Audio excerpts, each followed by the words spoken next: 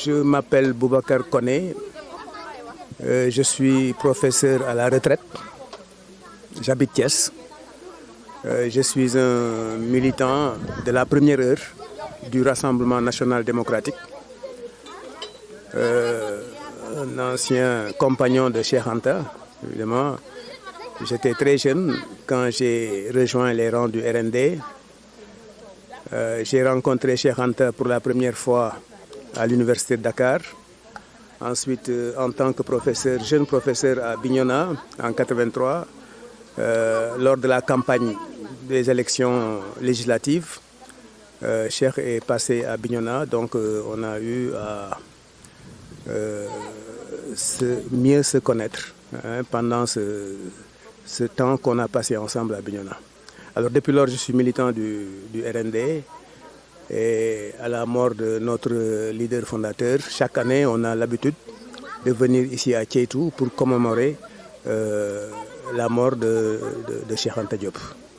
Alors cette année, comme je l'ai dit en Wolof, la situation est un peu particulière parce que, bon, avec la pandémie, avec ce que vous savez, nous avons réduit notre délégation. On est juste venu à 5. Mais il fallait marquer le coup parce qu'on ne pouvait pas venir comme on avait l'habitude de le faire. Généralement, on venait avec une forte délégation. Et cette année, quand même, la délégation a été réduite pour ce que vous savez. Mais on ne pouvait pas rester sans venir quand même commémorer, n'est-ce pas, et nous recueillir auprès de la tombe de notre leader fondateur. Un panafricain, Cheikh Anta, panafricain, démocrate, il s'est combattu jusqu'à son dernier souffle pour le Sénégal, pour le monde. Aujourd'hui, parle-nous un peu ce qui nous a marqué sur cette figure. Ce qui m'a le plus marqué en Cheikh Anta, c'est qu'il était un visionnaire. Parce que, comme je vous l'ai dit, je l'ai connu très jeune. Mais aujourd'hui, je me rends compte que la plupart de ce qu'il nous disait se réalise dans le pays. Cheikh nous avait dit une fois que le pays sera marqué, la jeunesse de ce pays sera très perturbée. Un temps viendra où la jeunesse sera très perturbée, il y aura des problèmes. Beaucoup de jeunes vont braver l'Atlantique pour aller en Europe. Il arrivera un temps, ce temps n'était pas arrivé du temps de Cheikh Anta, mais il l'avait prédit. Beaucoup de jeunes braveront l'Atlantique pour aller en Europe. Mais un temps viendra aussi, beaucoup d'Européens vont faire le chemin inverse. Et Cheikh avait prédit ça. Et je suis sûr que ça viendra, parce qu'il avait dit que ce pays regorge de matières premières, de ressources de toutes sortes.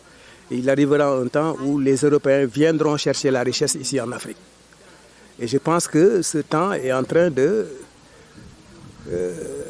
je ne dis pas de se réaliser, mais de pointer à l'horizon.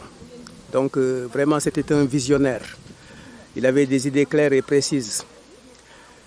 Il croyait fermement au panafricanisme et à l'unité africaine. Je crois que nous nous sommes toujours battus, pas seulement pour le Sénégal, mais ceux qui croyaient en Cheikh se sont battus pour l'unité de l'Afrique. Parce que tant qu'il n'y a pas une unité africaine, je ne pense pas que l'Afrique puisse se développer. Et le message que je lance pour nos fils, pour nos enfants, pour les jeunes de notre pays et de l'Afrique, c'est qu'ils doivent se battre. Ils doivent se battre pour leur continent. Et cette bataille ne peut passer forcément que par l'unité, n'est-ce pas, l'union de tous les pays africains.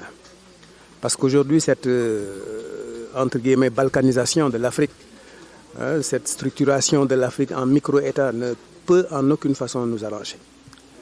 Donc il faudrait se battre, il faudrait que les jeunes du pays se battent pour fédérer leur énergie, pour qu'on puisse arriver, n'est-ce pas, à ce rêve que les Cheikh Anta Diop, les Kwame Nkrumah et autres ont toujours fait de l'Afrique.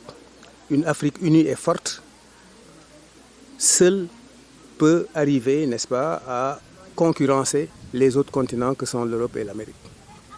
Alors, comment vous appréciez aujourd'hui cette marche de Dakar-Sédhiou, 154 km, pour commémorer, rendre hommage à Cheikh Anta et sensibiliser les populations et son impact dans le village? Non, ça me fait chaud au cœur quand je vois des jeunes qui tiennent haut le flambeau et qui font tout, qui se battent pour que la flamme ne soit pas éteinte. Vraiment, ça me rappelle ma jeunesse, ça me rappelle ma fougue de jeunesse quand j'étais jeune, quand je croyais fermement aux idéaux de Cheikh Anta.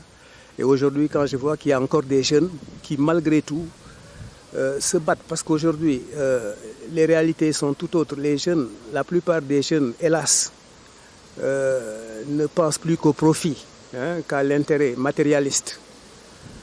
Hein, ils se battent en politique pour de bas intérêts. Et aujourd'hui, quand je vois qu'il y a des jeunes encore qui se battent pour faire valoir les idées de Cheikh Anta, ça me fait chaud au cœur et j'encourage ces jeunes. Hein, j'applaudis tout haut, je les encourage. Et je prie Dieu pour qu'il leur donne la force d'arriver, n'est-ce pas? Parce qu'aujourd'hui, le triomphe des idées de Cheikh Anta ne peut passer que par la jeunesse. Il n'y a que la jeunesse qui parle. Sédhiou a été laissé en rade par l'État du point de vue des infrastructures sociales de base. Vous l'avez vu quand vous veniez ici à Sédhiou. C'était la traversée du désert. Hein? Vraiment, c'était très compliqué. Vous avez vu ce tronçon-là de 23 km, hein? Un vrai parcours du combattant. Mais ça, je dis que c'est injuste qu'un pays, quand même, qui a Cheikh Anta Diop, hein? Un pays qui a Cheikh Anta Diop et qui laisse en rade ce petit tronçon, hein, de 23 km depuis combien d'années? Chaque année, on nous fait des promesses, mais on ne voit rien. Aujourd'hui, quand l'anniversaire approche, je crois qu'il y a un semblant de travail qui est en train d'être fait. Mais depuis combien d'années? 35 ans que Cheikh est mort. Ils ne peuvent pas faire ce tronçon. Moi, je dis que c'est même honteux. Hein, parce que ici, à Sédhiou, chaque année, bon, cette année, on l'a dit, c'est la pandémie. Mais toutes les autres années, il y a des gens qui quittaient les États-Unis. Il y a des gens qui venaient un peu partout d'Afrique, de haute sommité. Hein, des intellectuels qui venaient pour rendre hommage à Cheikh Anta. Alors, imaginez-vous ces gens traverser ce tronçon-là. C'est pas honteux, c'est une honte. Regardez le mausolée de Cheikh Anta Diop, hein, comme ils l'ont laissé en isolement. Mais ça, je dis que vraiment, c'est pas sérieux. Et il faudrait que quand même nos autorités fassent des efforts pour donner à Cheikh Anta l'aura qu'il mérite. Parce que Cheikh Anta, c'est quand même un personnage dont le Sénégal devrait s'enorgueillir. Hein. Et il ne mérite pas ça, hein, à mon avis. Il ne mérite pas ça vraiment. Alors, très bien. Comment votre parti, RNP, par rapport aujourd'hui à la vie politique du Sénégal, avec le Benno, avec l'ICE, comment vous appréciez cet ensemble politique? Écoutez, bon, aujourd'hui, le RND quand même bat de l'aile, il faut le reconnaître. Hein. Ce n'est pas un secret, tout le monde le sait. Aujourd'hui, le RND est dans sa phase quand même, dans le creux de la vague, je dirais. Mais je crois que le RND va rebondir. Parce que ça aussi, Cheikh Anta l'avait prédit. Il avait dit, je m'en rappelle, arrivera un moment où le parti sera pratiquement dispersé. Mais il ne faudra pas vous décourager, battez-vous car le parti va se reconstituer, hein, un jour. Et mon parti deviendra très grand. Et puisque je vous ai dit que chaque fois qu'il faisait des prédictions, ces prédictions se réalisaient, moi j'y crois fortement. Et j'appelle tous les jeunes, en tout cas, à venir adhérer au RND. Vous savez, il y a beaucoup de militants du RND qui sont en léthargie. Hein. J'en sais quelque chose parce que chaque fois qu'il y a des élections et que le RND participe à ces élections, il y a des gens qui ne sont pas RND, mais qui votent pour le RND en la mémoire de Cheikh Anta Diop. Alors, dans cette mondialisation, on dit qu'aujourd'hui, l'actualité mondiale, c'est l'unité africaine. Et Cheikh était un panafricaniste, vous disiez qu'il avait prédit cela. Mais est-ce qu'aujourd'hui, il y a des têtes assez pleines dans votre parti pour pouvoir tirer les sables à bon escient? Bon, nous ne manquons pas de tête dans le parti. Je crois que tout le monde connaît le docteur Diallo Diop pour son ouverture d'esprit. Aujourd'hui déjà, je vous ai dit qu'il est sollicité un peu partout à travers le monde pour animer des conférences. Il y en a d'autres, hein, et je ne veux pas citer de nom, mais nous sommes en train de travailler aussi avec d'autres Sénégalais qui ne sont pas peut-être RND, forcément, mais qui croient aussi aux idées de Cheikh Anta Diop, même s'ils ne sont pas RND, même s'ils appartiennent à d'autres structures politiques. Par exemple, je veux parler du parti de Sonko, de PASTEF, avec qui nous sommes en synergie. Le parti de, comment ça s'appelle, Mor? Le parti de Jo Diop. Yoonu Askan Bi aussi, nous travaillons et avec d'autres structures. Nous sommes dans une coalition, il y a plusieurs structures. Et ce qui fait la spécificité de cette coalition, c'est que les gens qui sont dans cette coalition, même s'ils ne sont pas forcément RND, croient fortement en Cheikh Anta. C'est des gens qui croient fortement aux idées de Cheikh Anta Diop. Donc nous avons bon espoir qu'un jour, ces idées vont triompher. Très bien, le message. Alors le message que je lance, c'est que même si l'État est contre Cheikh Anta Diop, même si on ne fait rien pour lui, je crois qu'il a laissé un héritage et que cet héritage ne doit pas être vain. Depuis combien de temps on nous a dit que les écrits de Cheikh Anta Diop doivent être enseignés dans les établissements? Or, jusqu'à présent, ce n'est pas le cas. Or, Cheikh a écrit, il a laissé un patrimoine qu'on pourrait quand même faire connaître aux jeunes de ce pays. Je suis sûr et certain qu'il y a beaucoup de jeunes de 20, de 30 ans qui ne connaissent même pas Cheikh, qui ont entendu parler de Cheikh Anta Diop, mais qui ne connaissent même pas Cheikh Anta Diop, qui n'ont pas lu ses œuvres. Et ça, vraiment, c'est une perte immense pour le Sénégal et pour l'Afrique. Serigne Mbaye Sy Thiam nga nekk Thiès nekk kilifa bokk ci ñi nga xam ne da ngeen dar Serigne bi mu nekk tey ñu ngi ci Ceytu mu nekk village bi nga xamante ne fii la Cheikh Anta Diop fekk baax nekk savant nekk historien mu mel ni am na lu ko lëkkale ak këriñ Serigne Touba ñu bëgg nga présenté wu d'abord nga wax ñu rek diggante Cheikh Anta Diop ak di ko lëkkale ak kër Serigne Touba précisément maam Cheikh Ibrahima Fall.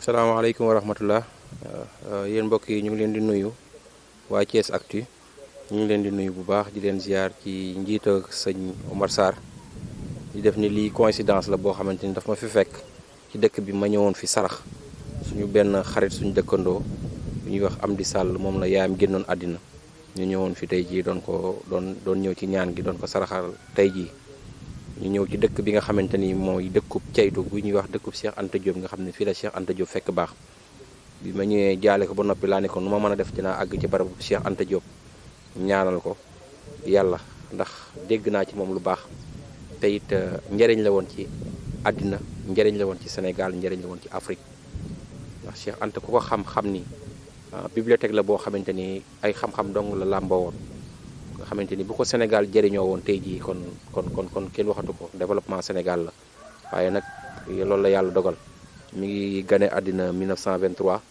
lañ wax mi ngi génn àddina it 1986 lañ wax mi ngi fi moom mi ak soxnaam mi ngi fi soxnaas américain si ñuy wax Louis Marie moom it ma nga nale bi ma ñëwee it loolu laa fi fekk yéen ñaanal yàlla xare leen àjjana te taas ñu ci seen barke yi wax ni Cheikh Anta li tax sax ma gën a ñëw fii ndax dama dégg ñu ni moom Cheikh Anta Diop ak sëñ Cheikh Fall Baye Góor ak sëñ Modou Aminta Fall ñoom la sëñ Touba dalal ndool baax kon ku sëñ Touba jàngal alxuraan day jaadu boo ñëwee ci dëkk bi nga ñëw jaar fi siyaar ko ñaanal ko yàlla xare ko àjjana mu nekkoon loo xamante ni patrimoine Sénégal la patrimoine historique la patrimoine Afrique la moo tax ma ñëw fii tey jii di ko ñaanal yàlla. Gora Kane la dëkk Ceytu bokk ci xale yi nga xam ne Ceytu lañ juddoo fi lañ yaroo màggee fii jàngee fi aussi. waaw man maa ngi tudd Gora Kane dëkk Ceytu bokk ci jeunes yi nga xam ne fi lañ juddoo fi lañ yaroo fi lañ màggee aussi.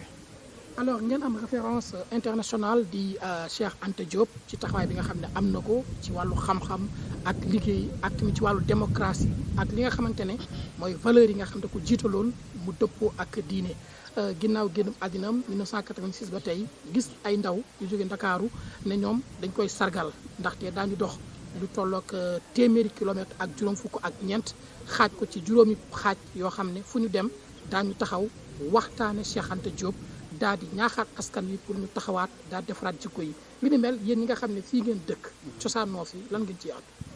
waaw loolu moom duñ mën a def lu may rafetlu ko ndax it li may faral di wax rek loolu ñuy def jàpp na ne xañ na seen bopp lañ ko mais ñun ñi nga xam ne fi lañ dëkk juddoo fi yaroo fi dañuy jàpp ne ñun lañ ko defal te aussi à chaque fois bu ñu ko defee dañ leen ci encouragé ndax am nay jamono bi ñu nekkee université daanañ ko ànd ak ñoom donte daawuñu dox lépp daanañ leen gàttandu ay 9 kilomètres suñu masaa ñëw ba gaawaan fekk samedi bi dañuy gonte fii dem daje ñoom gaawaan dox ànd ak ñoom kéemaan ak ñëpp te loolu aussi dafa nekk acte boo xam ne bu rafet la donte ñoom seen bopp lañ koy defal aussi mais ñun ñi nga xam ne ci dëkk lañ dëkk aussi loolu fierté la ci ñun tamit dañ koy rafetlu bu baax a baax di leen ci sant di leen ci masaw aussi donte mënuñoo dox ànd ak ñoom tamit buñ ko mënoon loolu mooy gën ci ñun mais comme mënuñu loolu tamit li ñu mën rek mooy fu nit mën a jóge fu nit mën a doxee ba egsi rek dañuy jàpp ni li nga xam ne mooy di la tatagal teral la maanaam di la masawu tamit moo nekk suñu cër te loolu tamit vraiment donte ñu ngi koy def tamit mais dinañ ci gën a amaat beneen taxawaay tamit di leen maanaam heure bu ñu ñëwatee daal dañuy bëgg ñu fekk benn comité d'accueil boo xam ne ñoom leen mën a accueillir teg leen dans de très bonnes conditions aussi. ren di juróom-ñaareelu at ñuy dox di ñëw di sargal est-ce que jàpp ngeen ni seen ñëw bi ñuy ñëw am na impact ci li nga xam ne yéen ko doon xaar ci biir dëkk bi village bi nga xam ne mooy village bu Ceytu. non si am na ci impact ndax ñoom duñ dox rek ñëw yem ci mais bu ñu ñëwee nañ ay faral di def ay waxtaan xañ na ren ni pandémie bi demee la mais à chaque fois dañ doon def ay plateau fii nii di waxtaan di sensibiliser ba ci aussi bu ñuy dox bu ñu egsee Thiès bu ñu fa defee benn waxtaan li ci ëpp ci lu ñuy def mooy dinañ am ay njàmbar yoo xam ne njàmbar yu ñuy def loo xam ne lu war a am ci dëkk bi la te mu manqué fi te seex mérito lépp loolu kon ñoom dox bi ñuy def ak li ñuy def nii am na impact bu baax a baax parce que à chaque fois bu ñu ñëwee il faut ñu def ay causeries def ay kii ak ci yoon bi ñuy jaar yëpp fu ci nekk nañ fa def ay sensibilisation xam ne dana tax ne bu at boobu jàllee beneen at bi da nga gis ne am na ay yokkute yeneen yu am. tey ci ndaw yi yan jéego ngeen jël pour gën a fësal taxawaayu Cheikh Anta Diop. waaw ci ndaw yi ñun fii wax dëgg yàlla xañ na ni jamono demee na léegi ba ñu bëri tasaaroo mais amoon nañ fi club Cheikh Anta Diop am nañ aussi association Cheikh Anta nga xam ne fii ñun aussi buñ naan masaane comme ça ñu ni tey la le 6 ci guddi bi daanañ faral di def ay ndaje di waxtaan même buñ nekkee université daanañ faral à chaque vacances bu ñu ñëwee daanañ organiser ay journée d'intégration fii ci dëkk bi di waxtaan ak nit ñi nga xam ne am na ñoo xam ne tey jii fi lañ juddoo yaroo fi ay xale xamuñu ko woon mais doon leen indi daan ay livre Cheikh Anta Diop ni Cheikh kat moo defoon lii yow comme Ceytu nga dëkk c'est un devoir pour lii nii nga xam ko ci Cheikh Anta ndax même boo ko xamul si boo génnee feneen gàcce lay doon ci ndax da ngay daje ni mu laaj la ci ndax ñoom dañuy jàpp ne boo fi juddoo rek yow vraiment am na ci lu bëri loo xam ne war nga ko mën a xam ci moom loolu nag ñun c'est suñu devoir la ñun ñu fi dëkk nga xam ne ñun loolu ñoo koy def ci yeneen xale yi nga xam ne ñoom ñoo fi nekk. très bien ci wàllu tourisme. est-ce que gis nga ni am na ay touristes yuy ñëw fii pour xool Cheikh Anta parce que d'après li ñu déggee ci kilifa yi léegi. mooy tubaab yi moom dañ fiy ñëw. donte ni li soxna Cheikh Anta nasaraan la woon. muy soxna Anta comme ni ko suñ bi waxee léegi. tey est-ce que gis nga ni dina am ay touristes yuy ñëw wala boog yenn sax ñoo xam ne ay Sénégalais yuy ñëw pour di ziar ci Cheikh Anta ci mausolée wala di ñëw xool ci dëkk bi di jéem a jàng li nga xam ne rek moom mooy Cheikh Anta. waaw loolu day faral di am parce que boo gisee ñu doon revendiquer à chaque fois yoon bii ñu defar ko mu baax ba xam ne actuellement peut-être mën nañoo sant parce que déjà ñu ngi ci nañ ñaan yàlla mu àgg ak jàmm boo gisee ñu doon réclamer loolu mooy à chaque fois doon am ay touristes yoo xam ne ñii étranger lañ doon jógee di ñëw ñii doon am ñoo xam ne États-Unis lañ doon jógee ñeneen ñi jógee partout en Afrique même en Europe aussi. loolu nag maanaam ñoom jafe-jafe bu ñu accéder ci dëkk bi dafa doon coono ci ñoom ba ñenn ñi xañ ne bu ñu ñëwee ren déwén mën nañ cee taayal ndax yoon bu xaw a jafe ñenn ñi di réer di jaara ji feneen ak yooyu loolu aussi luñ mën a constater luy am la am na ci ñoo xam ne aussi Sénégal gi la ñuy jóge ay étudiants yu nekk Saint-Louis ñii daanañ jóge ba Thiès ñii di jóge Ziguinchor ñii Tamba fu nekk nii dafa doon jóge di ñëw loolu aussi luñ mën a constater mais toujours seen jafe-jafe ñoom li mu doon rek mooy jafe-jafe yoon bi ak peut-être barab bii nga xam ne mooy mausolée bi Cheikh Anta tëdd jàpp naa ne lu ñu war a mën a defaraat la ba mu gën a méngoo ak voilà maanaam fii jëmmu Cheikh toll am na beneen façon mausolée bu mu war a am tey jii boo xam ne mooy gën a méngoo ak jëmmam loolu aussi bokk na ci réclamation yoo xam ne parce que koo xam ne fi mu tëdd ñu bëri dañu fay ñëw vraiment war na mën a am beneen jëmm beneen xaar kanam bu wuteeg bii te loolu aussi ñi ngi ci xeex boobu tamit. waaw maa ngi nuyu ñëpp di tudd Nicolas Boissy Nico Junior bokk ci groupe les marcheurs jógee Dakar ba fi Ceytu waaw. Alors 154 kilomètres pour un pèlerinage à la finalité rendre hommage à un savant, un philosophe, un historien à la personne de Cheikh Anta Diop tey ñu bëgg wax ni les impressions ak tey avec le contexte Covid-19. waaw Cheikh Anta Diop déjà nekk na nit bi nga xam ne du ma nee sax fii Sénégal mais àdduna bi yëpp xam nañu kii mu doon xam nga do déjà que impression yi nit kooku noonu war ñu ko jël à la légère daal nit kooku noonu booy topp ay tànkam yow di nga yeew ci kër àdduna di nga jàng lu bëree bëri.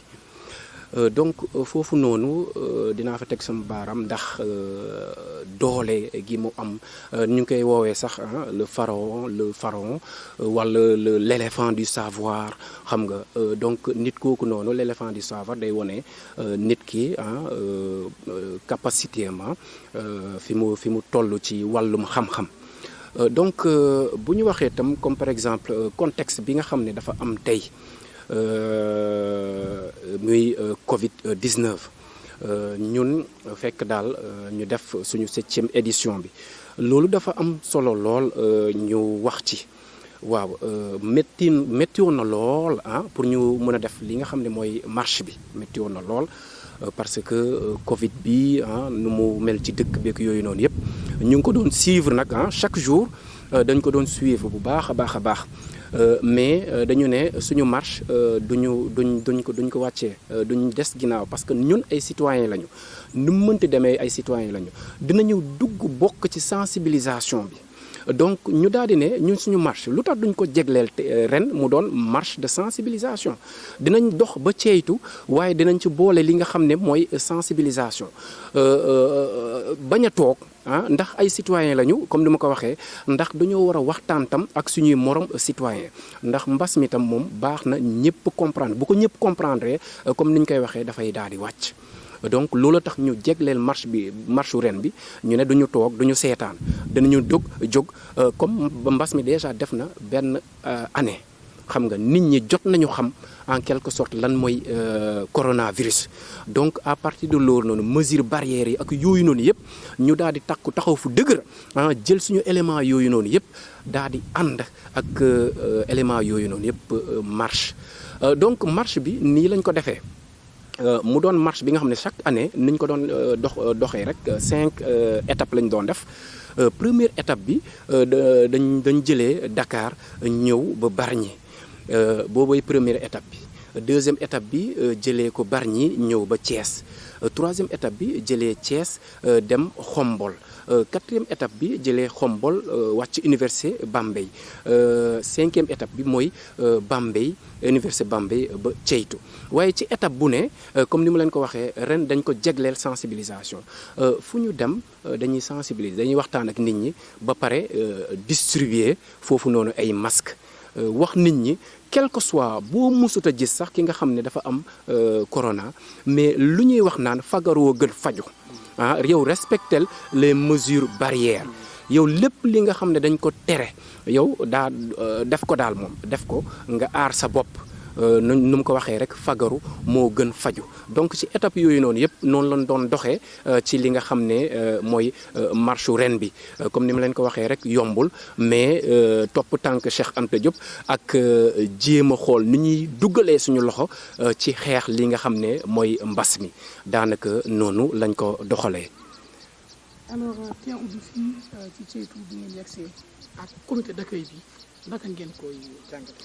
Voilà teeru bi comité d'accueil bi xam ngeen chaque année teeru bi dafa doon accueil bu ñuy sentir accueil bi nga xam ni da nga koy sentir carrément da ngay daal di li nga sonnoon ci dox bi dafay daal di wàcc mais ren comme niñ ko waxee rek ren dafa di une marche exceptionnelle ñu jégleel ko marche de sensibilisation marche pandémie donc teertu boobu noonu dañ ko kii woon dañoo newoon jaru ko jaru ko moom jarul muy mel ni teeru daaw bi nga xam ne ñëpp dañoo mabbeeku woon génn kontaan ne marcheurs yi doxkat yi ñëw nañu ñu wër dëkk bi kontaan wëy lépp mu doon ambiance bu am solo mais ren dañoo ñëw rek ne loolu noonu jaru ko dañoo ñëw carrément calmement ci suñuy concentration ñëw jubali fii ci mausolée bi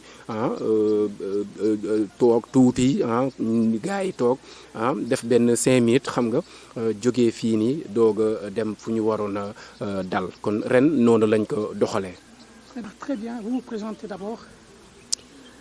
Bon, mon nom c'est Khadijatou Dieye Madame Ba, étudiante en communication et journalisme, pâtisseuse professionnelle de réseau. Ainsi, je fais partie de la délégation Mars de Quartier Tour.